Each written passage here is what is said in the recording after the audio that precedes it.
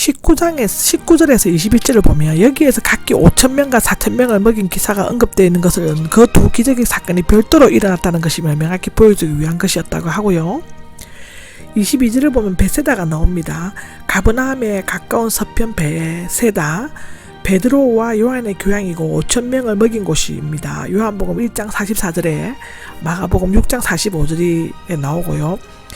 그곳이 아니라 갈릴리 호수 북쪽 끝에서 흐르는 요단강 동쪽 강변에 있는 베세다 율리아스인 것 같다고 성경은 기록합니다.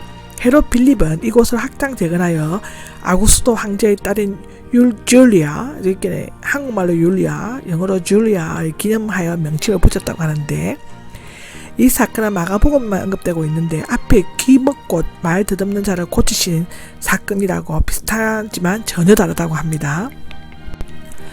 23절에 보면 눈먼 사람이 나옵니다. 예수님을 둘러싼 무리들의 시끄러운 소리와 그들의 눈길을 피하여 눈먼 사람에게만 온전히 주의를 기울인과 동시에 그로 하여금 조용히 영적인 체험을 할 수 있도록 하기 위해 손을 붙잡고 밖으로 나가셨다고 하는데요.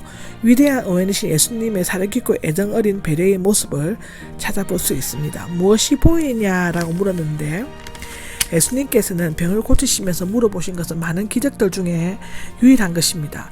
두 단계로 물으셨는데, 첫 번째는 흐릿하게 보여도 두 번째는 뚫어지게 바라보고가 나오는데, 부정각은 순간적으로 보게 되는 것을 나타내죠.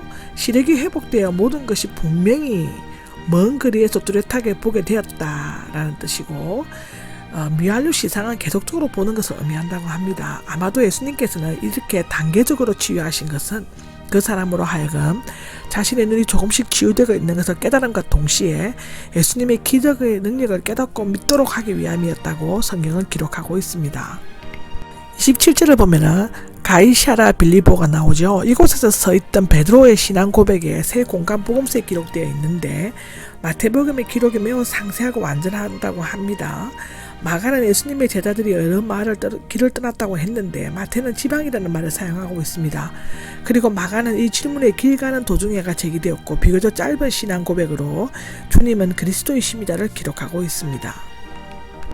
30절에 보면 경고하셨다가 나오는데, 세 곳 모두에게 29회 사용되었습니다. 강한 뜻을 가진 합성어입니다. 지금 이스라엘 국가 상황은 매우 긴박했으며 그가 백성들이 고대하는 정치적 메시아를 알려지게 되면 로마의 통치에 대항하는 대규모의 폭동이 일어날 수도 있었다고 합니다.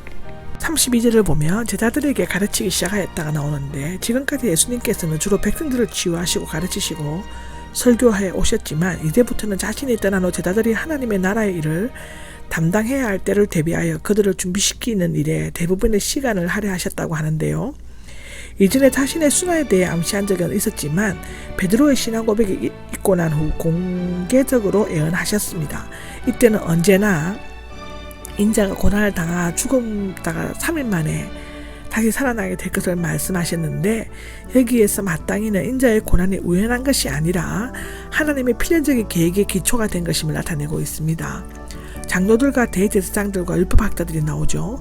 유대 공유회, 즉 사내들인을 형성하는 세 그룹이며 유대인 사회에서 지도적인 위치를 차지하고 있었습니다.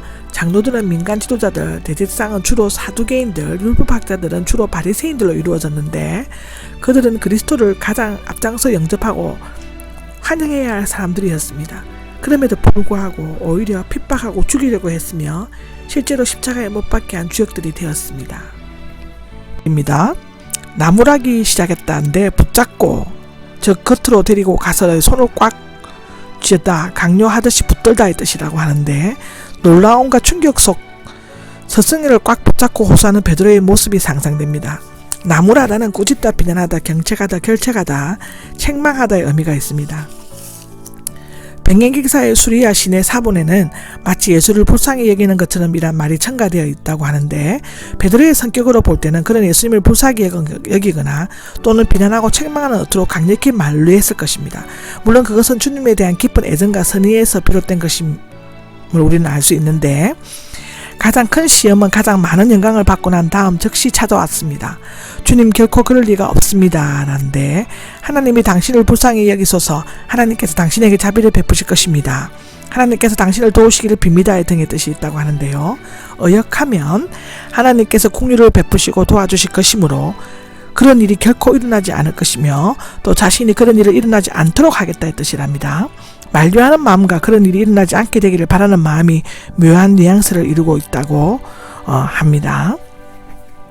절입니다. 23절에는 돌이켜가 나오는데 제2 부정가고 수동분사로서 빠른 동작을 말합니다. 앞장서 가시다가 급히 뒤로 돌아서는 뜻인데 아마도 이때 베드로의 얼굴을 똑바로 쳐다보셨을 것입니다. 사탄아 내 뒤로 물러가라. 강야에서 마지막 시험을 당하실 때에 마귀에게 한 말과 같습니다. 마태복음 4장 10절을 보시면 됩니다.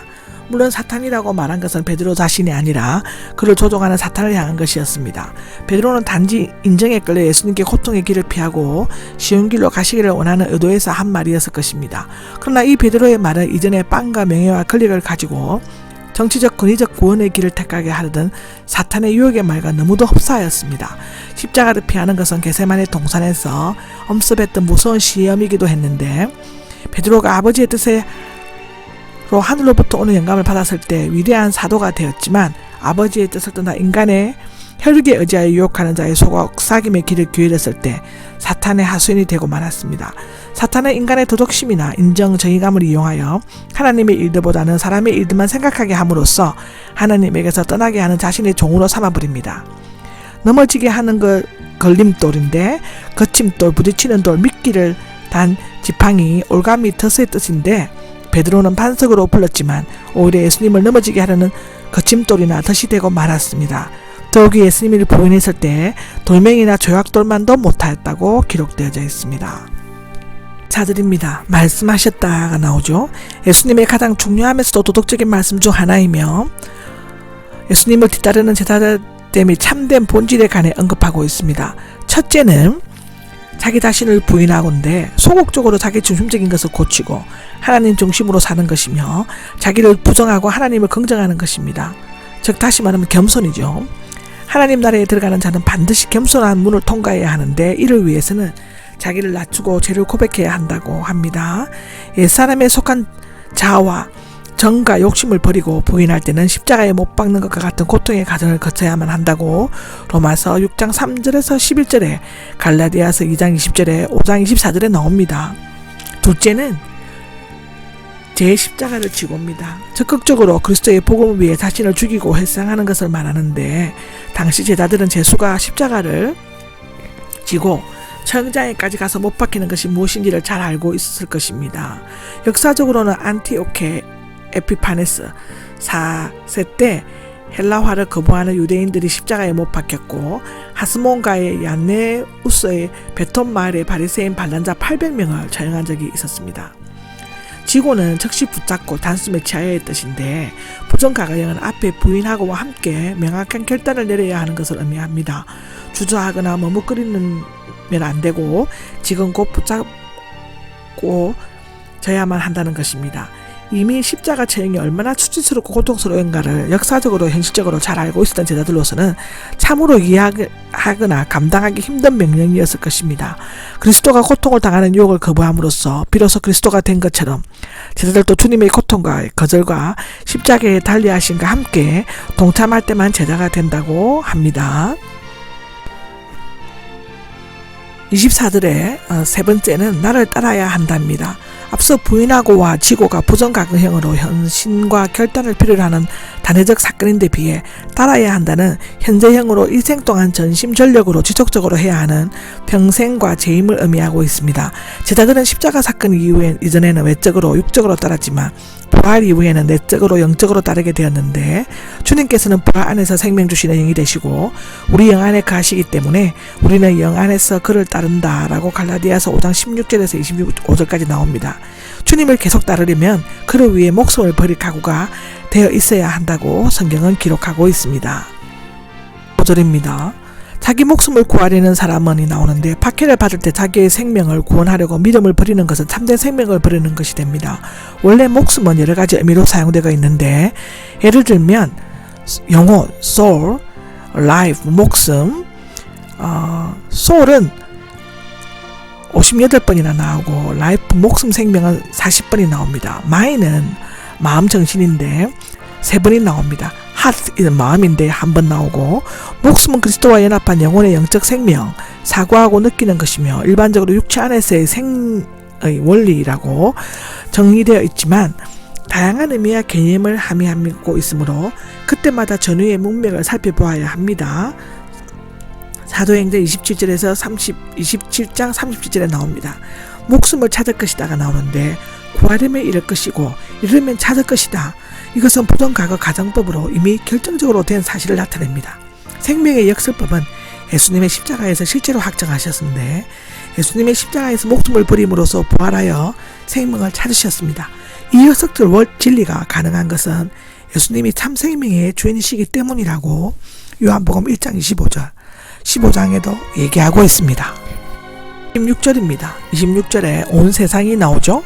세상적인 온갖 부귀와 영화를 총체적으로 표현하는 말이며 인간이 소유하려고 생각할 수 있는 성공의 최고의 정점입니다. 그러나 이 모든 것은 현세엔 다 얻는다 해도 최후 심판 때 단 하나뿐이고 오직 한 번뿐인 목숨을 잃어버리면 아무런 소양이 없다는 것입니다. 온 세상이냐 자기 목숨이냐 하나님께서는 우리가 영원한 가치 있는 것을 선택하기를 원하셨습니다. 록기 1장에 나오고 히브리서 11장 25절에 나옵니다. 앞에 25절에 목숨과 똑같은 단어이지만 영혼으로 번역한 것은 온 세상과 비교될 수 있는 단어는 육적인 의미의 목숨보다는 영적인 의미의 영혼이기 때문이라고 합니다. 목숨이나 영혼 두 가지의 의미로 사용되는 것은 하나의 역설적인 언어 유해입니다.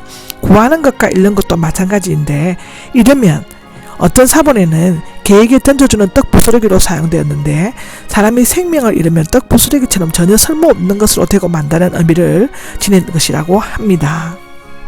38절입니다. 38절은 엄난하고 죄짓는 세대가 나옵니다. 마가복음에만 있다고 하고요.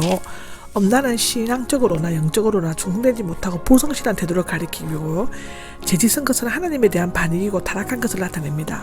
나와 내 말을 부끄럽게 여기면이 나오는데 예수님의 가르침을 따르지 않을 뿐 아니라 예수님의 주되심을 고백하지 않고 예수님을 위해 목숨을 버리기를 거부하는 것을 말한다고 합니다.